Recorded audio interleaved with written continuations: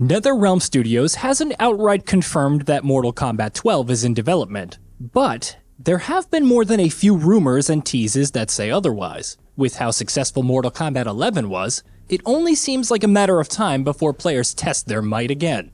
Let's look at 11 things we'd like to see in the sequel. No more time travel.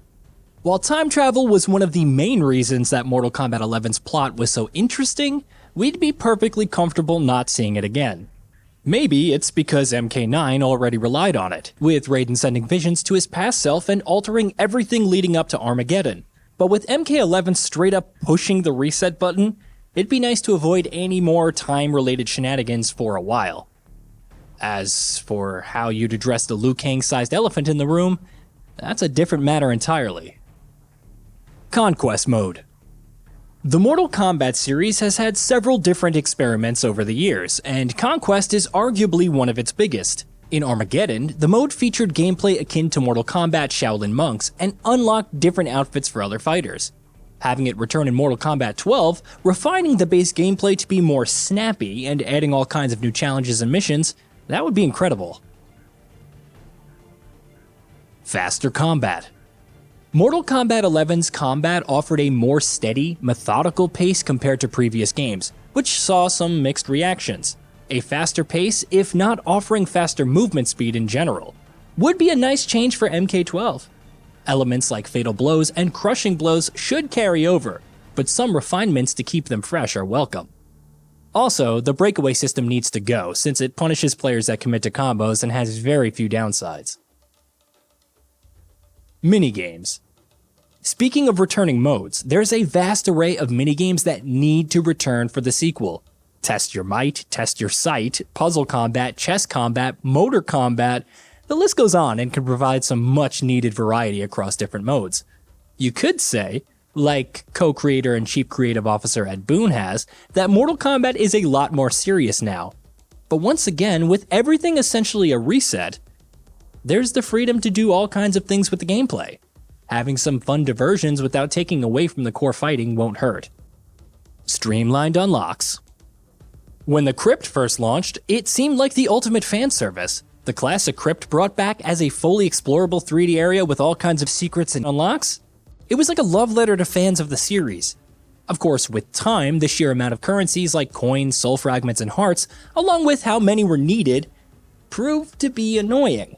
If you want players to earn new brutalities, fatalities, cosmetics, consumables, cinematic intros and outros and whatnot, provide a list of milestones, which aren't too grindy, to earn them through gameplay. No excessive grinding or annoying RNG to deal with. Less gear grinding.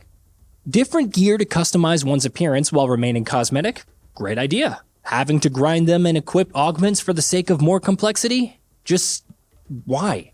If Mortal Kombat 12 insists on the gear grind, then have them drop from finishing fights in all towers while also supporting target farming. But without spending coins for a character tower. Have a gear store to purchase them with coins, and not a statue that just randomly drops from some exorbitant amount of coins. Rotate the store's inventory weekly and ensure that every fighter has at least one gear set to purchase. The best looking pieces can be unlocked behind milestones or the toughest fights in the game. More customization.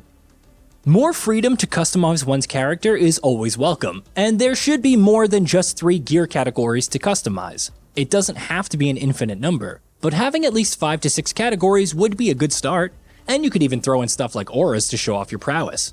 Also, multiple different color palettes for the same skin saves on development time.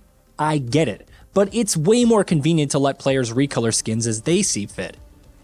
How that is balanced in terms of overall skin quality is up to the developer. But even if the number of overall skins ends up being less, being able to recolor a skin to your heart's content provides more variety than having the same skin with just 10 color palettes, or in some cases 2, that can't be altered. More interesting towers. Towers of Time was a decent enough concept in Mortal Kombat 11 until it devolved into senseless grinding with AI fighters for currency to spend in the Crypt. The challenges were also kind of lame and didn't offer much more beyond fight so-and-so, but missiles are raining down on the stage. Why not offer more narrative-focused towers that expand on the lore and tell interesting stories? How about fights with the AI that mirrors the fighting styles of top players, but of course more balanced, instead of opponents having more health or dealing more damage. And while we're at it, if the crypt and towers return in Mortal Kombat 12, make them accessible while offline. New guest characters. According to NetherRealm's Ed Boon, Sweet Tooth from Twisted Metal was very close to being a guest fighting star in the series, that too on more than one occasion. You have to wonder who else was left out, especially with how many iconic characters have been added to the franchise over the years. If Mortal Kombat 12 does happen, we wouldn't mind seeing horror icons like Pennywise from It, Pinhead from Hellraiser, and Ash Williams from Evil Dead added. Even Venom, Carnage, or Blade from the Marvel Universe, the Batman Who Laughs from DC Universe, and Judge Dredd would be great additions. Obligatory returning characters. With the whole rebooted timeline, the door is open for past Mortal Kombat characters to return in Mortal Kombat 11. Ermac, Kenshi, Goro, Smoke, Sector, Cyrax, Reptile, Quan Chi, Kintaro, the list of potential returns is tremendous. Some characters like Cetrion and Garrus are unlikely to make the jump, which makes sense given their role in the previous timeline. Never say never though. The real question is how many new characters should be added to balance out all of the returning fighters and inevitable guest characters. Longer post-launch support. For how successful Mortal Kombat 11 was, it felt odd to have only 2 combat packs in the Aftermath expansion. Even with the new tower boss fights, balance changes, which sometimes don't feel quick enough, and bug fixes, one would have expected much more. Granted, NetherRealm did release 11 additional characters when support had finally wrapped, but given how long other flagship fighters like Street Fighter V and Tekken 7 have been supported, less than 2 years of support does feel odd. And it is that additional content, balance changes, and so on that keeps a fighting game and its community alive. Hopefully, this sequel will have a longer shelf life.